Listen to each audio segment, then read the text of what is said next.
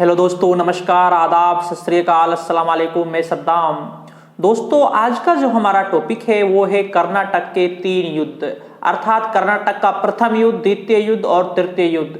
जो ये कर्नाटक के जो तीनों युद्ध होते हैं ये दोस्तों अंग्रेजों और फ्रांसीसियों के मध्य होते हैं। लेकिन दोस्तों इसमें जो भारतीय जो शासक हैं कर्नाटक के और दोस्तों हैदराबाद के भी शामिल हो जाते हैं। तो दोस्तों और ये कर्नाटक युद्धों में ही फ्रांसीसियों की अंग्रेजों से पराजय होती है। और इस पराजय के बाद जो फ्रांसीसियों ने अपने साम्राज्य विस्तार के लिए जो सोचा था, अर्थात साम्राज्य का विस्तार भी किया जा सकता है, जब कर्नाटक का जब तृतीय युद्ध में जब फ्रांसीसियों की पराजय हो गई तो दोस्तों उसके बाद फ्रांसीसियों को केवल भारत में व्यापार करने का अधिकार ही प्राप्त हुआ और फ्रांसीसियों को पांडिचेरी और जो चंद्रनगर जो बस्तियां थी केवल उनमें व्यापार कर सकते थे, उनकी 4 दीवारी का भी अधिकार छीन लिया गया। ये कर्नाटक जो युद्ध हैं यह दोस्तों फ्रांसीसियों के लिए, ये कर्नाटक जो युद्ध हैं ये फ्रांसीसियों के लिए भारत में दोस्तों साम्राज्य विस्तार के लिए जो सोचा था वह सफल नहीं हो पाया और इनमें फ्रांसीसियों की पराजय हो जाती है। दोस्तों आज हम कर्नाटक के 3 युद्धों के बारे में समझेंगे, प्रथम, द्वितीय और तृतीय। और इन तीनों युद्धों में दोस्तों हैदराबाद भी जुड़ा हुआ है, कर्नाटक भी जुड़ा हुआ है और एग्जाम की दृष्टि से भी ये बहुत ही मोस्ट इंपॉर्टेंट है।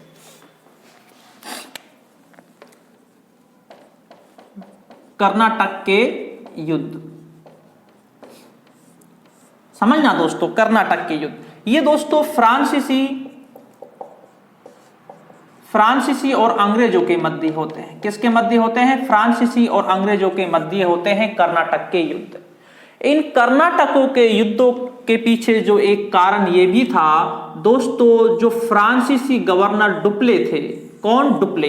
दोस्तों डुप्ले इस समय एक अच्छे स्थान पर गवर्नर थे फ्रांसीसी। और दूसरी बात है डुप्ले साम्राज्य विस्तार की नीति भी अपना रहे थे। और जब डुप्ले को जब प्रथम कर्नाटक युद्ध में विजय प्राप्त होती है तो दोस्तों उसके बाद तो डुप्ले यहां पर और सर्वशक्तिमान हो जाते हैं। ठीक है ना, समझना।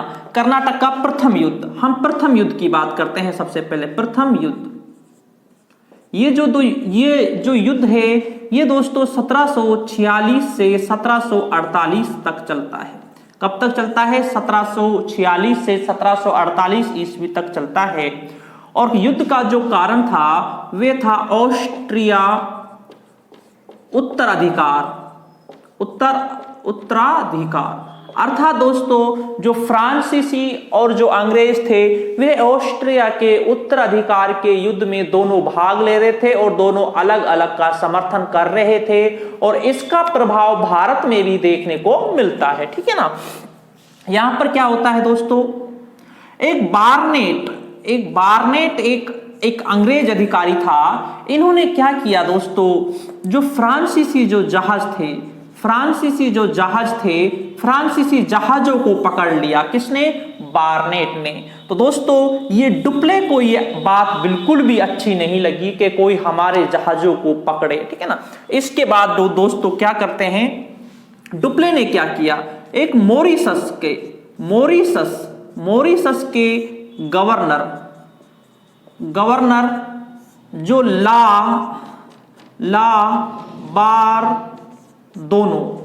ला बारदोना था। क्या नाम था? ला बारदोना। ये कहां के गवर्नर थे? ये मॉरिशस के गवर्नर थे। कहां के? मॉरिशस के। जो फ्रांसीसी थे, क्या थे? फ्रांसीसी, क्योंकि मॉरिशस पर जो अधिकार था वो किसका था? फ्रांसीसियों का था। तो दोस्तों डुप्ले ने क्या किया, ला बारदोनो को बुलाया। ये दोस्तों 3000 सैनिक लेकर आते हैं। कितने सैनिक लेकर आते हैं? 3000 सैनिक लेकर आते हैं। और रास्ते में दोस्तों जो अंग्रेजी जो सेना थी उसको भी, अंग्रेजी सेना को क्या कर देते हैं? अंग्रेजी सेना को पराजित कर देते हैं। अंग्रेजी सेना को क्या कर देते हैं? पराजित कर देते हैं। कौन? ला बारदोनो। ये कौन है? ये फ्रांसीसी है दोस्तों। इसके बाद क्या होता है, फ्रांसीसियों की स्थिति अच्छी हो जाती है और ये ला बारदोनो आगे चलकर क्या करता है दोस्तों, जो मद्रास मद्रास पर किसका अधिकार था? अंग्रेजों का। किसका अधिकार था? अंग्रेजों का अधिकार था मद्रास पर। आगे चलकर दोस्तों ये क्या करता है, ये ला बोर्दनो मद्रास पर भी अधिकार कर लेता है और मद्रास में जो अंग्रेजी अधिकारी था उसका नाम था मोर्स। क्या नाम था दोस्तों? मोर्स। इस समय जो मद्रास का जो अधिकारी था उसका नाम था मोर्स और ला बोर्दनो क्या करते हैं, ये मोर्स को पराजित कर देते हैं और मद्रास पर अधिकार कर लेते हैं। मद्रास पर किसका अधिकार हो गया? फ्रांसीसियों का मद्रास पर अधिकार स्थापित हो चुका है, ठीक है ना। इसके बाद दोस्तों ये डुप्ले ये चाहता है कि जो ये मद्रास है इस पर हमारा ही अधिकार रहे, लेकिन दोस्तों जो ला बोर्दनो था इसका दोस्तों लालच में दिला जाता है। क्या आ जाता है? लालच में। तो ये क्या करता है दोस्तों, ये 4 लाख पाउंड लेकर, कितना? 4 लाख पाउंड लेकर ये क्या कर लेता है दोस्तों, मद्रास को अंग्रेज मोर्स के लिए सौंप देता है। कौन? ला बोर्दनो। और ला बोर्दनो वापस आ जाता है, मद्रास से वापस आ जाता है मॉरिशस। ठीक, अब समझना, मॉरिशस वापस आ गया। कौन? ला बोर्दनो।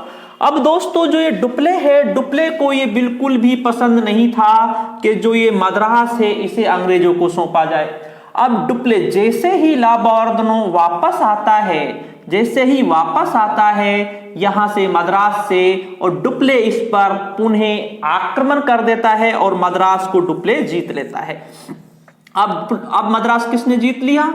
विजय। कौन? डुप्ले ने अब मद्रास पर अधिकार कर लिया। अब डुप्ले का अधिकार हो गया मद्रास पर। अब समझना, यहां तक हो गया। मद्रास पर फ्रांसीसियों का अधिकार स्थापित हो चुका है। सबसे पहले किसने किया था? ला बोर्दनो ने किया था, लेकिन ला बोर्दनो ने 4 लाख पाउंड लेकर, रिश्वत लेकर इसे सौंप दिया था। किसके लिए? अंग्रेजों के लिए सौंप दिया, लेकिन डुप्ले इसे अंग्रेजों को नहीं सौंपना चाहता था, ठीक है ना। इसके बाद दोस्तों मद्रास पर अधिकार हो गया फ्रांसीसी, डुप्ले ने अधिकार कर लिया। और डुप्ले, समझना, गवर्नर कौन है भारत का? जो फ्रांसीसी जो गवर्नर जो था वो था डुप्ले। अब डुप्ले के पास ये अधिकार था कि संधि करे ना करे, ये डुप्ले के पास अधिकार था। तो डुप्ले को ये बात बिल्कुल पसंद नहीं आई, ठीक है ना। तो डुप्ले ने मद्रास पर अधिकार कर लिया। अब इसके बाद क्या होता है, जब डुप्ले ने मद्रास पर अधिकार किया था, समझना, इस समय दोस्तों जब डुप्ले ने मद्रास पर अधिकार किया था, इस समय कर्नाटक का जो शासक था, कर्नाटक का जो शासक था उसका नाम था अनवारुद्दीन। क्या नाम था? अनवारुद्दीन। अब समझना यहां पर स्थिति क्या बदलती है। जब डुप्ले ने जब अधिकार किया था मद्रास पर, कर्नाटक का शासक था अनवारुद्दीन, तो डुप्ले ने अनवारुद्दीन से यह कहा कि मैं मद्रास पर आक्रमण कर रहा हूं, मद्रास को जीतने के बाद मैं किसको दे दूंगा? अनवरुद्दीन को दे दूंगा। लेकिन डुप्ले ने मद्रास जीत ली। अब डुप्ले को किसको देनी थी मद्रास? अनवरुद्दीन को देनी थी। लेकिन डुप्ले ने दोस्तों अनवरुद्दीन के लिए मद्रास नहीं लौटाई। अनवरुद्दीन के लिए मद्रास डुप्ले ने नहीं लौटाई। इसके बाद दोस्तों क्या करते हैं, अनवरुद्दीन ने दोस्तों अपना पुत्र महफूज खान को भेजा। किसको भेजा? महफूज खान को भेजा। किस पर? आक्रमण करने के लिए डुप्ले पर, ठीक है ना। महफूज खान को भेजा। अब आप यहां पर समझना दोस्तों, महफूज खान के पास 10,000 सैनिक थे। कितने सैनिक थे? 10,000 सैनिक थे महफूज खान के पास, ठीक है ना।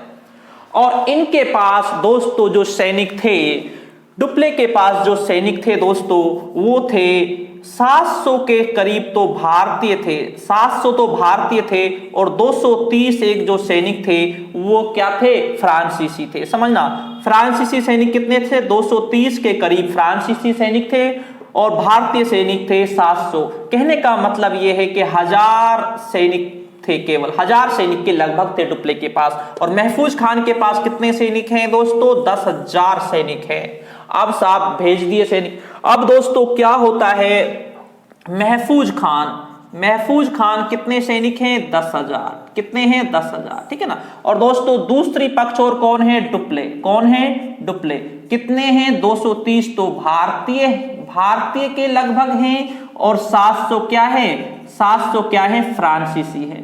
तो कहने का मतलब है 1030 सैनिक है। कितने हैं? 1030 सैनिक है। अब दोस्तों इन दोनों सेनाओं के मध्य अडियार के पास, कर्नाटक की राजधानी है अडियार के पास सेंट टॉम नामक स्थान पर युद्ध होता है। और दोस्तों अफसोस की बात यह है, जिस महफूज खान के पास 10,000 सैनिक थे, कितने सैनिक थे? 10,000 सैनिक थे, उसकी दोस्तों डुप्ले से क्या हो जाती है? डुप्ले से दोस्तों पराजय हो जाती है। क्या हो जाती है दोस्तों? डुप्ले से पराजय हो जाती है।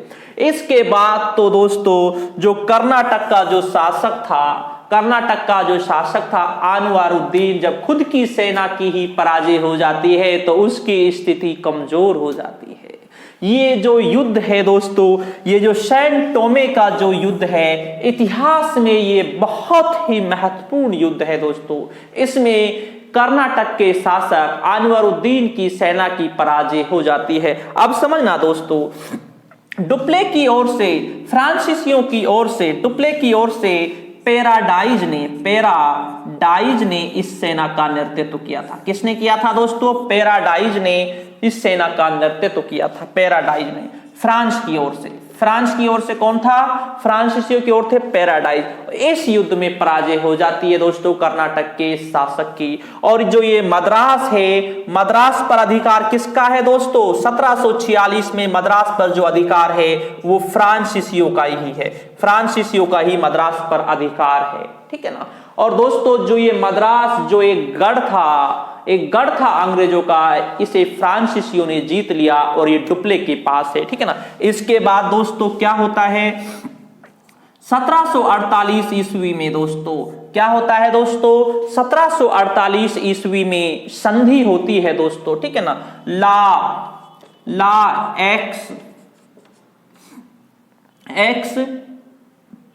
एक्स पोल की, जिसे कहा जाता है ला एक्स पोल की संधि भी कहा जाता है। तो दोस्तों संधि होती है, ठीक है ना। ला एक्स सापेल भी कहते हैं, सापेल भी कहते हैं, ठीक है ना। ला एक्स सापेल भी कहते हैं। ये संधि होती है 1748 ईस्वी में होती है। इस संधि के अनुसार अंग्रेजों को मद्रास को सौंप दिया गया। किसको सौंप दिया गया? मद्रास को सौंप दिया गया। और फ्रांसीसियों को अमेरिका में, कहां पर? अमेरिका में क्या मिलता है? लुइसबर्ग अमेरिका में मिला। लुइसबर्ग अमेरिका में फ्रांसीसियों को मिला और अंग्रेजों को यहां पर जो मद्रास था, मद्रास अंग्रेजों को यहां पर मिल गया 1748 की ला एक्स सापेल संधि के अनुसार, जो 1748 में हुई थी दोस्तों। अब समझना, यहां पर दोस्तों जो डुप्ले है, अब डुप्ले का दोस्तों स्थान है सबसे ऊंचा हो चुका है डुप्ले का स्थान दोस्तों, क्योंकि दोस्तों डुप्ले प्रथम कर्नाटक युद्ध में जीत चुके हैं, मद्रास पर अधिकार कर चुके हैं और दोस्तों अनवरुद्दीन की सेना को भी पराजित कर चुके हैं, जो सेना 10,000 की लगभग थी। इसके बाद तो दोस्तों अब डुप्ले ने यह सोच लिया था कि भारत की जो सेना है वो इतनी शक्तिशाली नहीं है, केवल वो एक भीड़ है और हमारी जो सेना है एक अच्छी संगठित सेना है, वो उसे पराजित कर सकती है, ठीक है ना। लेकिन दोस्तों डुप्ले ने फोर्ट सेंट डेविड का जो दुर्ग था, फोर्ट सेंट डेविड का जो दुर्ग था, ये पांडिचेरी के पास था। कहां पर था? ये पांडिचेरी के पास था। अंग्रेजों का जो दुर्ग था, इसको भी जीतने का प्रयास किया था लेकिन इसे नहीं जीत पाते हैं। और प्रथम कर्नाटक युद्ध में दोस्तों फ्रांसीसियों का जो पक्ष है वो मजबूत रहता है। किसका पक्ष मजबूत रहता है? फ्रांसीसियों का पक्ष मजबूत रहता है प्रथम कर्नाटक युद्ध में। और ये जो कर्नाटक जो युद्ध चालू हुआ था, ये बात मैं आपको पहले बता चुका हूं, ये ऑस्ट्रिया के उत्तराधिकार के लिए हुआ था, क्योंकि फ्रांसीसी यहां की राजगद्दी पर अपने प्रतिनिधित्व बैठाना चाहते थे और अंग्रेज अपना प्रतिनिधित्व बैठाने चाहते थे, ठीक है ना। ये हो गया दोस्तों कर्नाटक का प्रथम युद्ध, ठीक है ना। इसके बाद दोस्तों हम अब दूसरे युद्ध की बात करेंगे। कर्नाटक का दूसरा युद्ध किस तरीके से होगा, आप एक बात समझना, जो कारण है वो इसी युद्ध में छुपा हुआ है। जो कारण है दूसरे युद्ध का वो इसी युद्ध में छुपा हुआ है। अब हम दूसरे युद्ध की बात करेंगे, कर्नाटक का दूसरा युद्ध।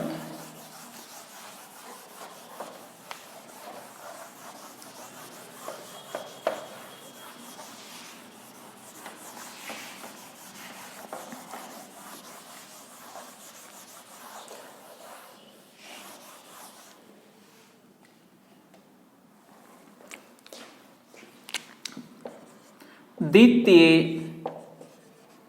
कर्नाटक युद्ध। ये 1749 से 1754 ईस्वी तक चलता है। 1749 से 1754 ईस्वी तक चलता है कर्नाटक का दूसरा युद्ध। अब समझना, पहली बार भारतीय राजनीति में भारतीय शासकों को राजगद्दी पर बैठाना और या अपना जो अच्छा शासक हो या अपना प्रतिनिधित्व बैठाना दोस्तों यहां से शुरू कर दिया जाता है कर्नाटक के दूसरे युद्ध से। ठीक है ना। यहां पर दोस्तों क्या होता है समझना, यहां पर सबसे पहले हम बात करें कर्नाटक की बात करें। कहां की बात करें? कर्नाटक की हम बात करते हैं। कर्नाटक का शासक था अनवरुद्दीन। क्या नाम था दोस्तों? अनवरुद्दीन था। ठीक है ना। अब दोस्तों जो कर्नाटक का जो अनवरुद्दीन है ये हमें पहले पता चल चुका है। जो ये अनवरुद्दीन कर्नाटक का जो शासक है दोस्तों ये फ्रांसीसियों के विरोधी हो चुके थे, क्योंकि अनवरुद्दीन से शुरुआत में ये कहा था इन्होंने, फ्रांसीसियों ने प्रथम कर्नाटक युद्ध के समय ये कहा था कि अगर हमने मद्रास पर अधिकार कर लिया तो मद्रास को हम आपको सौंप देंगे। अनवरुद्दीन से यह बात कही थी, लेकिन मद्रास अनवरुद्दीन के लिए नहीं सौंपी थी। ठीक है ना, अनवरुद्दीन। दूसरा दोस्तों हम यहां पर इस तरीके से समझ सकते हैं अनवरुद्दीन। ठीक है ना, अनवरुद्दीन। ठीक है। दूसरा दोस्तों अब क्या होगा? अनवरुद्दीन। इसके बाद दोस्तों क्या है? एक चंदा साहब। ये चंदा साहब इसका क्या है? बहनोई है। क्या है? बहनोई। किसका बहनोई है दोस्तों? अनवरुद्दीन का। ठीक है ना। अब दोस्तों कर्नाटक की राजगद्दी पर समझना, कर्नाटक की राजगद्दी पर दोस्तों अनवरुद्दीन है और चंदा साहब ये भी राजगद्दी पर बैठना चाहता है। दूसरी बात दोस्तों क्या होगा? हैदराबाद। ठीक है ना। हैदराबाद में क्या होगा दोस्तों? हैदराबाद में दोस्तों जो यहां का शासक था आशफ शाह। ठीक है ना, आशफ शाह। तो दोस्तों उसकी मृत्यु के बाद यहां पर क्या होगा दोस्तों? यहां पर दोस्तों होगा जो यहां पर क्या होगा? यहां पर दोस्तों जो राजगद्दी पर जो बैठेंगे एक तो इसका पुत्र है। कौन? पुत्र जिसका नाम है नासिर जंग। ठीक है ना।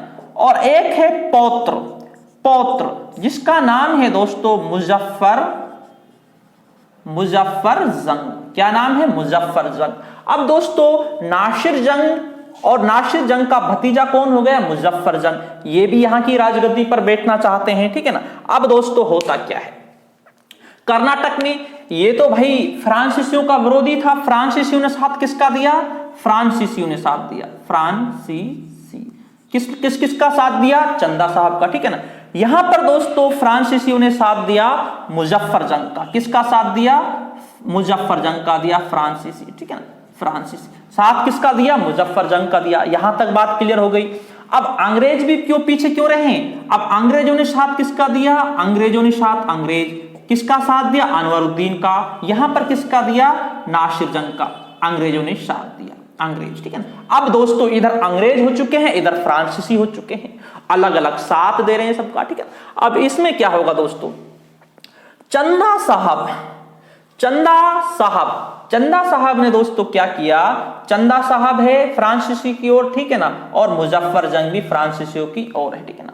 अब दोस्तों चंदा साहब ने क्या किया? फ्रांसीसियों के साथ मिलकर दोस्तों चंदा साहब ने क्या किया? जो ये अनवरुद्दीन है, अनवरुद्दीन की दोस्तों क्या हो जाती है? अनवरुद्दीन की ये हत्या कर देते हैं। और यहां पर भी दोस्तों क्या होता है? जो ये है कौन?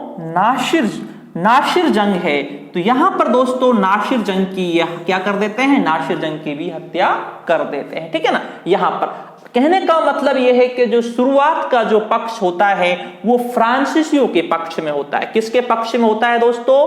फ्रांसीसियों के पक्ष में होता है। ठीक है ना। यहां तक होता है। और ये अनवरुद्दीन की दोस्तों 1749 ईस्वी में वेल्लोर में हत्या हो जाती है। कहां पर हत्या हो जाती है? वेल्लोर में हत्या हो जाती है। ठीक है। हत्या 1750 ईस्वी में हो जाती है। कब हो जाती है? 1750 ईस्वी में हत्या कर देते हैं या इसे मार देते हैं। ठीक है ना। यहां तक हो गया हमारा क्लियर। ठीक है ना। अब इसके बाद क्या होता है, अब दोस्तों चंदा साहब, जो ये चंदा साहब है दोस्तों, ये कर्नाटक का किसके पक्ष में हो जाता है दोस्तों, किसके पक्ष में हो जाता है, फ्रांसीसियों के पक्ष में हो जाता है। और इधर दोस्तों जो ये मुजफ्फर जंग है, ये मुजफ्फर जंग भी किसके पक्ष में हो चुका, फ्रांसीसियों के में। दोनों का पक्ष मजबूत चल रहा है, ठीक है ना। और दोस्तों मुजफ्फर जंग ने अगर हम मुजफ्फर जंग की बात करें तो मुजफ्फर जंग ने तो दोस्तों इन फ्रांसीसियों के लिए अपना जो यहाँ का काफी जगह भी यहाँ की काफी दी थी, ठीक है ना। कृष्णा से मुजफ्फर जंग ने डुप्ले के लिए कृष्णा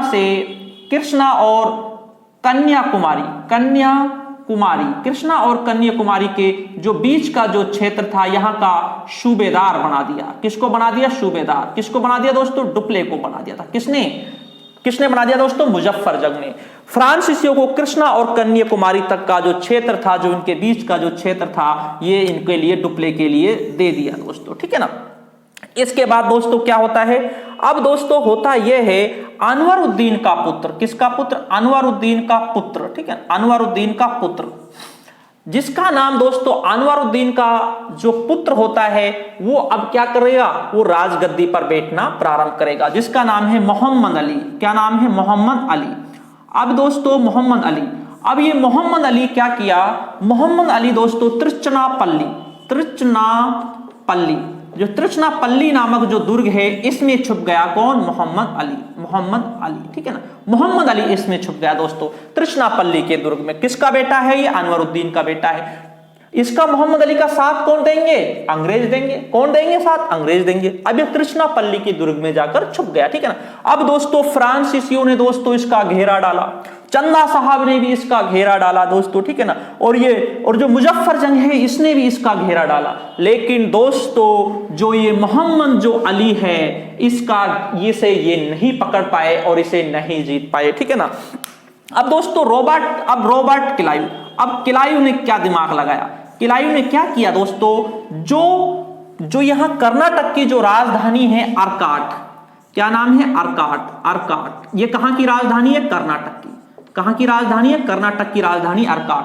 तो क्लाइव ने क्या किया दोस्तों, 210 सैनिकों की सहायता से, कितने सैनिकों की सहायता से, 210 सैनिकों की सहायता से अर्काट पर अधिकार स्थापित कर लिया। क्योंकि क्लाइव ने दिमाग लगाया था जो ये मोहम्मद अली है इसका दबाव को कम करने के लिए अगर मैं अर्काट पर आक्रमण कर दूंगा तो दोस्तों इसका जो दबाव है वो कम हो जाएगा। तो इसने क्या किया, क्लाइव ने अर्काट पर आक्रमण किया और 210 सैनिकों की सहायता से अर्काट को जीत लिया, ठीक है, जीत लिया अर्काट को। अब दोस्तों अर्काट को इन्होंने जीत लिया है, ठीक है ना। अब दोस्तों ये मोहम्मद अली जो त्रिचनापल्ली है इसे कोई ये नहीं जीत पाते, फ्रांसीसी इसको नहीं जीत पाते। और इसके बाद दोस्तों अब जो डुप्ले है, डुप्ले की स्थिति अब खराब हो जाती है, क्योंकि त्रिचनापल्ली को भी नहीं जीत पा रहे और अर्काट को भी नहीं जीत पा रहे। ये सबसे बड़ी कूटनीति थी दोस्तों, ये सबसे बड़ी कूटनीति थी। और इस तरीके से दोस्तों अनवरुद्दीन का पुत्र जो अंग्रेजों के समर्थन में था, मोहम्मद अली शासक बन जाते हैं। कहां के, कर्नाटक के मोहम्मद अली शासक बन जाते हैं। और यहां पर दोस्तों फ्रांसीसियों की पराजय होती है। और जो सबसे बड़ी जो कूटनीति थी ये रॉबर्ट क्लाइव की बहुत बड़ी कूटनीति थी, जो अर्काट का घेरा डाला 210 सैनिकों की सहायता से। दोस्तों चंदा साहब ने दोस्तों यहां पर अपने 4000 सैनिक भी भेजे थे, लेकिन इसको नहीं जीत पाते। किसको, अर्काट को नहीं जीत पाते। और इसके बाद तो दोस्तों अब अंग्रेजों की स्थिति भी मजबूत हो चुकी, क्योंकि डुप्ले को यहां पर पराजय का मुंह देखना पड़ा। लेकिन दोस्तों अभी आप यहां पर समझना, मुजफ्फर जंग हैदराबाद में अभी भी किसकी सरकार है, हम सरकार भी कह सकते हैं। यहां पर किसकी सरकार है दोस्तों, फ्रांसीसियों की सरकार है, मुजफ्फर जंग। और मुजफ्फर जंग का पुत्र है सलावत जंग दोस्तों, सलावत जंग है इनका पुत्र, ठीक है ना। ये सलावत जंग किसका पुत्र है, मुजफ्फर जंग का पुत्र है सलावत जंग ने दोस्तों डुप्ले के लिए काफी धन दिया था। लेकिन अभी भी यहां पर हैदराबाद में दोस्तों फ्रांसीसियों का अधिकार है, लेकिन यहां पर ये कर्नाटक में फ्रांसीसी हार जाते हैं दोस्तों। और इसके बाद दोस्तों 1754 ईस्वी में दोस्तों किसको वापस बुला लेते हैं, डुप्ले को भारत से वापस बुला लेते हैं। और यहां पर दोस्तों गोडेहू को भेजते हैं। गोडेहू को भेजते हैं फ्रांसीसी गवर्नर बनाकर। किसको भेजते हैं दोस्तों? गोडेहू को भेजते हैं फ्रांसीसी गवर्नर बनाकर भारत भेजते हैं और डुप्ले वापस फ्रांस चले जाते हैं दोस्तों। और दोस्तों यह एक फ्रांसीसियों की एक बहुत बड़ी भूल थी जो डुप्ले को भारत से वापस बुला लिया। 1754 ईस्वी में यहां से वापस बुला लिया डुप्ले को भारत से। लेकिन एक ये भी कही जाती है अंग्रेजों के बीच में एक बहुत बड़ी कूटनीति थी, क्योंकि दोस्तों जो ये डुप्ले था, डुप्ले अंग्रेजों के लिए अभी भी सरदर्द बना हुआ था। क्योंकि ये एक बात ये भी कही जाती है कि अगर डुप्ले यहां पर भारत में 3-4 वर्ष और रह जाते तो दोस्तों जो ये प्लासी का जो युद्ध हुआ था 1757 ईस्वी में, हो सकता है अंग्रेज इसे नहीं जीत पाते, क्योंकि ये डुप्ले बहुत ही शक्तिशाली था और डुप्ले से इनको अंग्रेजों को बहुत ज्यादा डर भी था। तो दोस्तों ये होता है कर्नाटक का दूसरा युद्ध। और दोस्तों कर्नाटक के दूसरा युद्ध का जो अंत होता है वो पांडिचेरी की संधि के तहत होता है। पांडिचेरी की संधि 1755 ईस्वी को पांडिचेरी की संधि होती है। इसके अनुसार जो एक दूसरे के जो जीते हुए प्रदेश थे उन्हें वापस लौटा दिया जाता है। तो दोस्तों ये था कर्नाटक का दूसरा युद्ध, और जिसमें अंग्रेज और फ्रांसीसियों ने भाग लिए भारत के शासकों की राजगद्दी वाले युद्धों में। ठीक है ना, यह था दोस्तों कर्नाटक का दूसरा युद्ध। और डुप्ले को भारत से वापस बुला लिया 1754 ईस्वी में, और डुप्ले के स्थान पर गोडेहू को भारत भेजा था। ठीक है ना। इसके बाद दोस्तों अगला युद्ध होगा जो कर्नाटक का जो तीसरा युद्ध होगा, और इस तीसरे युद्ध के बाद दोस्तों ये निर्णायक युद्ध है। इसके बाद दोस्तों जिसकी जीत होगी वो भारत में रहेगा, और जिसकी पराजय होगी, भारत में तो दोनों रहेंगे लेकिन जिसकी पराजय होगी उसको यहाँ का राजनीतिक अधिकार था। जो साम्राज्य विस्तार के लिए जो सोच रहे थे अब वो उस बात को नहीं सोचेंगे। ठीक है ना।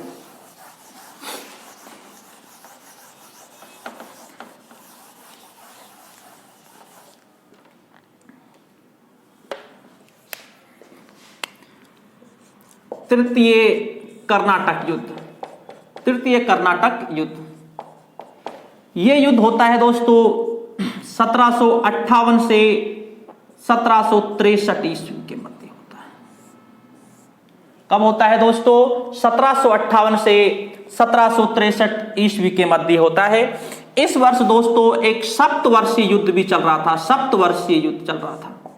जो दोस्तों सप्तवर्षीय जो युद्ध चल रहा था वे दोस्तों 1756 से 1763 ईस्वी तक चला था। और इस सप्तवर्षीय युद्ध फ्रांसीसियों और अंग्रेजों के मध्य भारत से बाहर लड़ा जा रहा था, लेकिन उसका प्रभाव यहां पर भी दिखाई दे रहा था। ठीक है ना दोस्तों। यहां पर क्या होता है, गोडेहू के फिर बाद में यहां पर एक काउंट लाली को भेजते हैं। किसको भेजते हैं? काउंट लाली को भेजते हैं फ्रांसीसी गवर्नर। ये दोस्तों 1757 ईस्वी में वहां से चलते हैं। ठीक है ना, कहां से? फ्रांस से चलते हैं, और दोस्तों 1758 ईस्वी में भारत में पहुंचते हैं। ठीक है ना, काउंट लाली। अब दोस्तों 1758 में पहुंचने के बाद ये सबसे पहले दोस्तों फोर्ट सेंट डेविड जो दुर्ग था उस पर अधिकार कर लेते हैं। कौन से पर? फोर्ट सेंट डेविड दुर्ग पर अधिकार स्थापित कर लेते हैं। और दोस्तों इसके बाद तंजौर पर आक्रमण करते हैं, क्योंकि तंजौर के शासक पर इनके जो रुपए थे वो काफी रुपए बकाए थे। ठीक है ना, तंजौर पर आक्रमण करते हैं, तंजौर का घेरा डालते हैं काउंट लाली। लेकिन दोस्तों ये यहां पर सफल नहीं हो पाते, असफल रहते हैं। क्या रहते हैं दोस्तों? असफल रहते हैं। ठीक है, असफल रहे दोस्तों। ठीक है ना। इसके बाद दोस्तों मद्रास का घेरा डाल दिया।